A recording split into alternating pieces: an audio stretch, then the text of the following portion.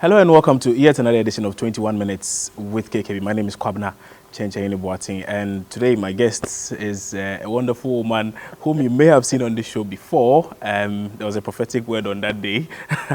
Hopefully today there may be another prophetic message, but I'll return shortly to let you know who that wonderful woman is.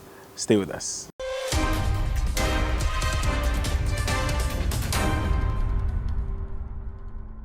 So a couple of years back, we did have an interview in this same space with her. And a certain question was asked as to whether or not she was keen on taking up a higher office and that people were considering her as a running mate. She suggested she didn't know. Today, Professor Naana Jane Opoku-Agyemang is right before me yet again for another episode of 21 Minutes with KKB. This time, not as a former minister, but now as someone who is shattering glass ceilings and partnering with John Dramani Mahama, hopefully to unseat the NPP in the 2020 general elections. Prof, good morning. Thank you so much for agreeing to do this again. Oh, and thanks for being here. The other time you said you didn't know if any such thing was happening, whether or not people were considering you as a running mate. 2 years ago, yeah. I didn't. It came to you as a surprise. I was alerted a couple of, let's say, not 2 weeks, let's say 10 days before. Okay. And I was informed that they were considering other people too. Okay. So that was when what had been a rumor started moving a little close. But even then, you know, until the announcement comes, you don't know. Yeah. Because there are stages it may go through. Yeah, so that's what happened. I see. So let me ask this. That night when you were told that, okay, you know what, I'm with you. How was the feeling? What was going through your mind? Yeah, somebody came and had that conversation. And of course, we talked for a long time. Yeah. And after he left, of course, many things went through my mind.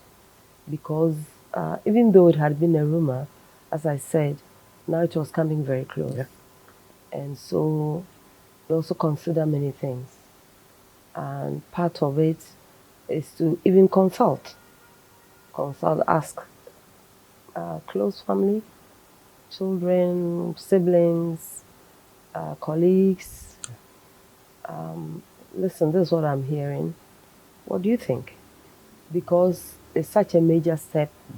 You don't just take it by yourself as if you know everything. Yeah. Proud to your announcement. A lot of people said, John Mahama again, no, not much will change. But all of a sudden, I mean, monitoring from my end where I sit and monitor a few things, monitoring the landscape, monitoring conversations, seeing social media engagements, traffic and everything, following your announcement from the I'm with her hashtag trending all day, in fact, all week when the announcement was made, and then seeing some of the videos of you on the ground campaigning and getting people on board, it's almost as if the tide has turned and virtually a lot of people are now swaying towards the NDC. Do you also get that impression when you go down there? Of course, I do get that impression too. Okay. And we want to thank everyone who is placing their trust in us. And when you started by saying, people say, oh, John Dramani Mahama again, things will not change. What were those things? Here is a person who fixed a lot of our roads. For how long have all of us been frustrated by Circle, been frustrated by Kaswa, the traffic there? He removed them. So what do they mean by, here he is again? When we were struck by COVID, that was when a lot of us even knew, or a lot of people knew the investment he made in the health facility. So what do they several mean? chips compounds. What do they mean by him again and nothing will change? Here's a person who, in order to implement a free SHS, started putting the structures in place so children are not overcrowded, so more teachers will be trained, so more learning materials will be done, so more labs will be built, so more lab technicians will be trained.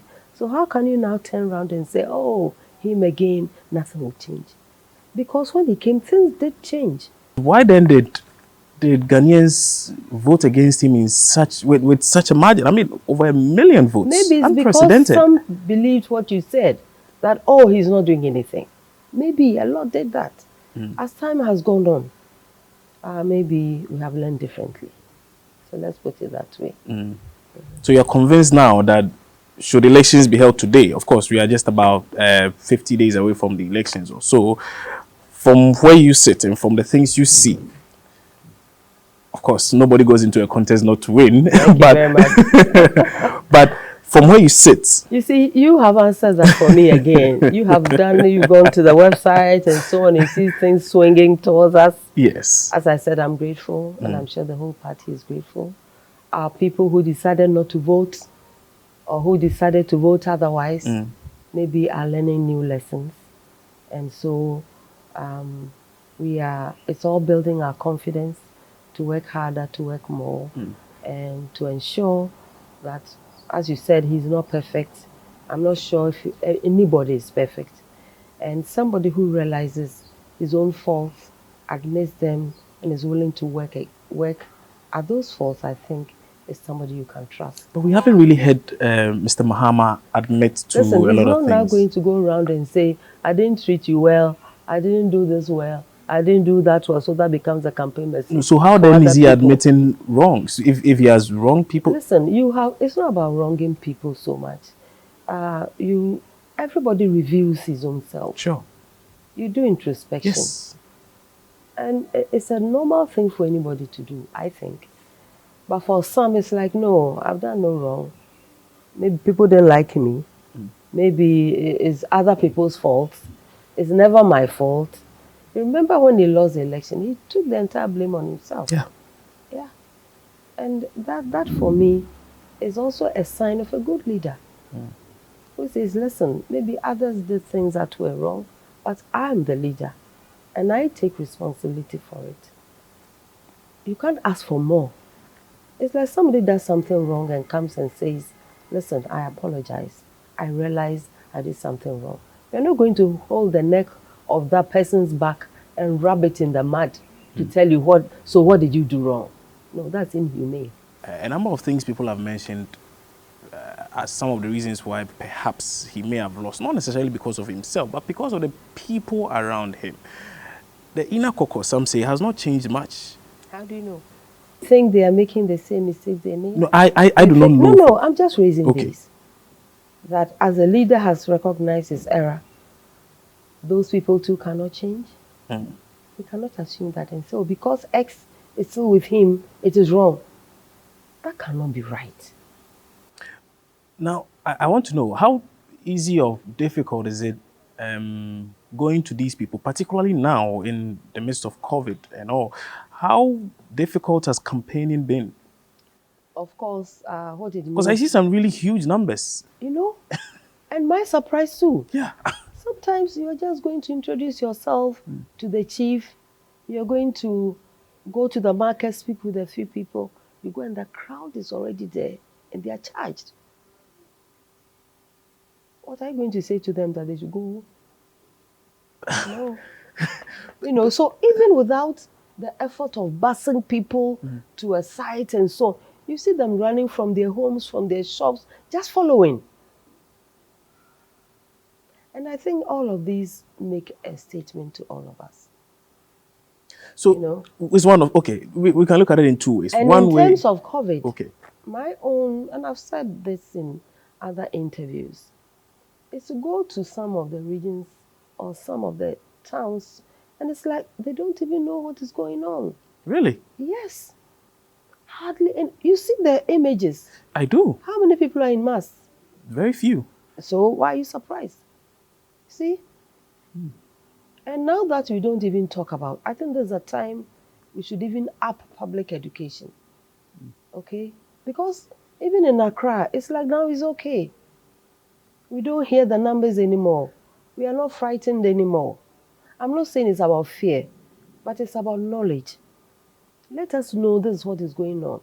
Unless I go to a certain site, who is going there? But the ministry keeps doing its updates. Yeah, where? Well, they still do it every week. Every week, where? No, where? At the ministry. Yes.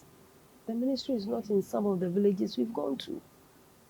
But they have information services departments down I don't see them when I go into the field. Maybe it's there. Maybe it's effective. And that is why people are not wearing masks. Let's get serious. This is a matter of life and death. It's not about party. It's about all of us.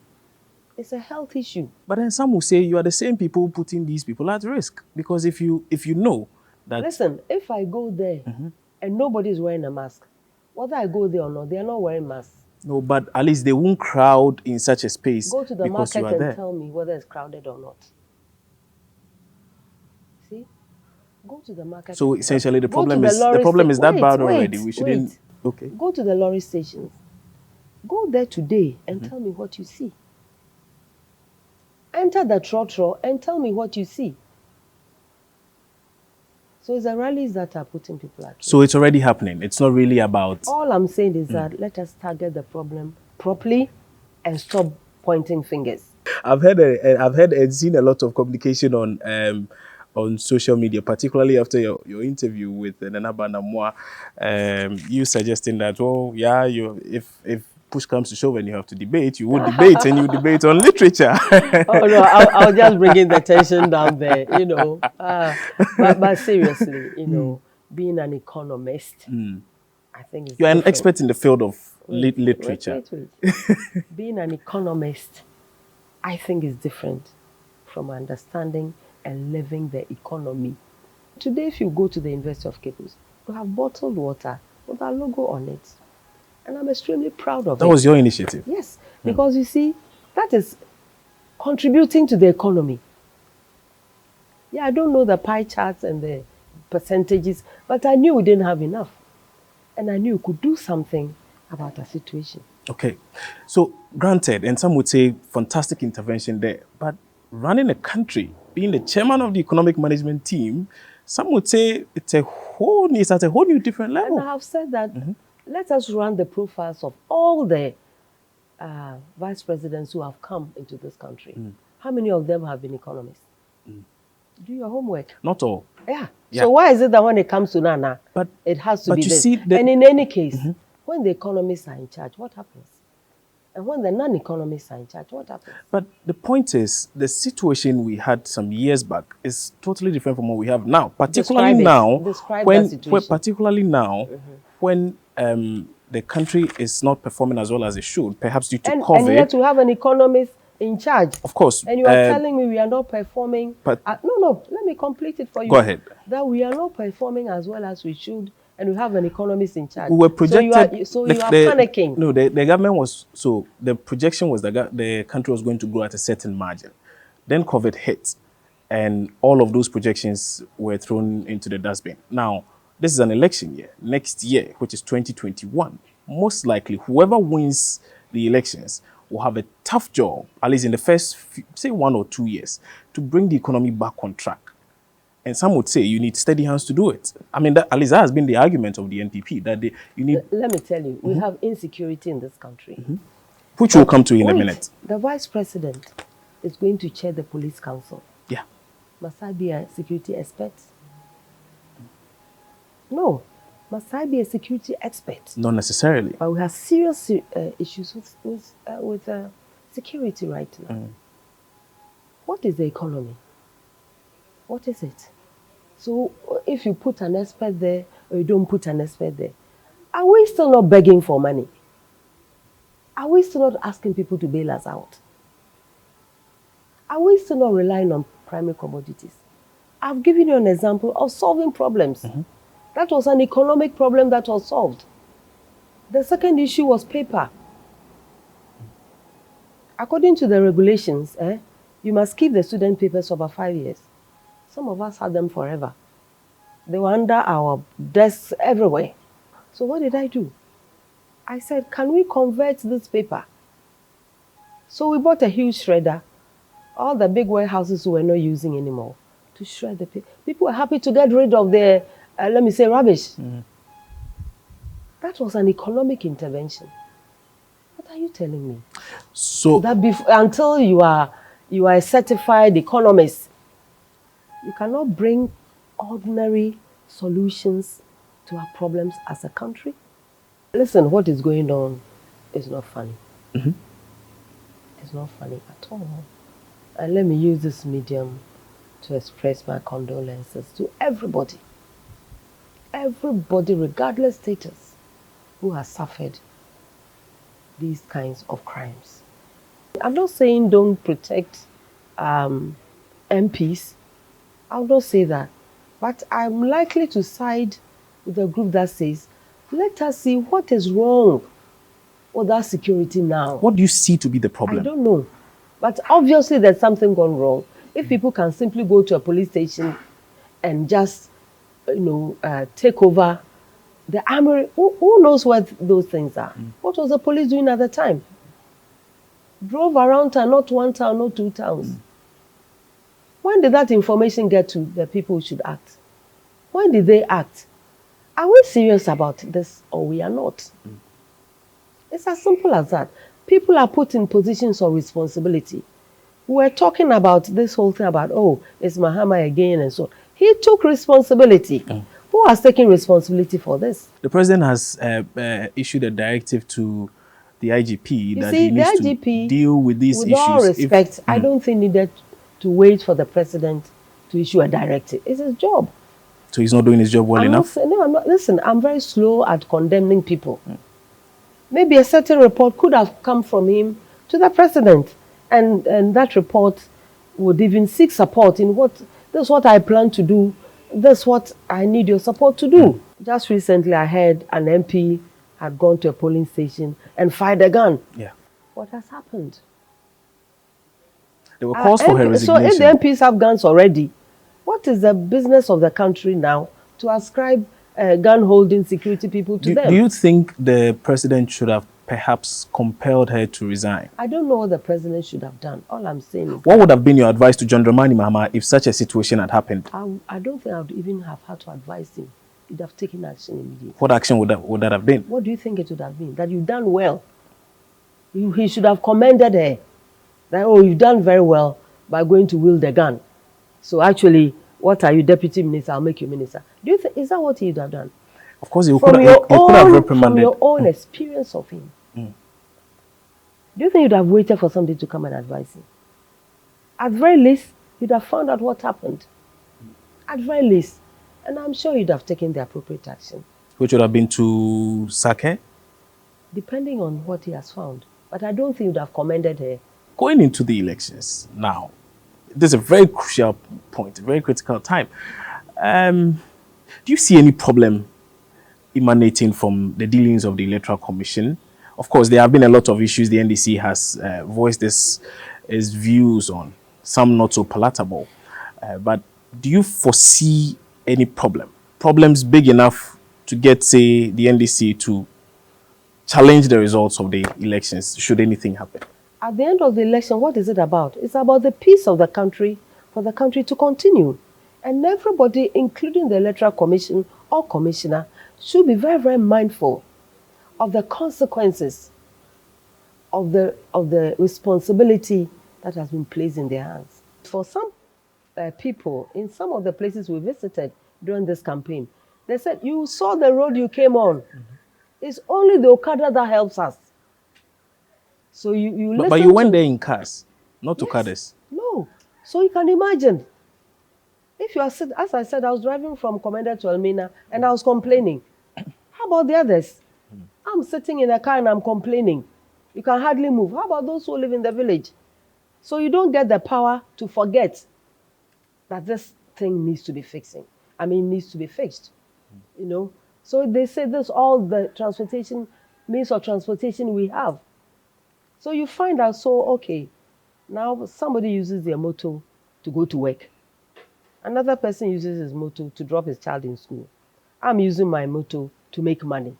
It's all motor, isn't it? Yeah. Okay, but they're for different purposes. Yeah. So you need to train maybe differently. So what is lacking?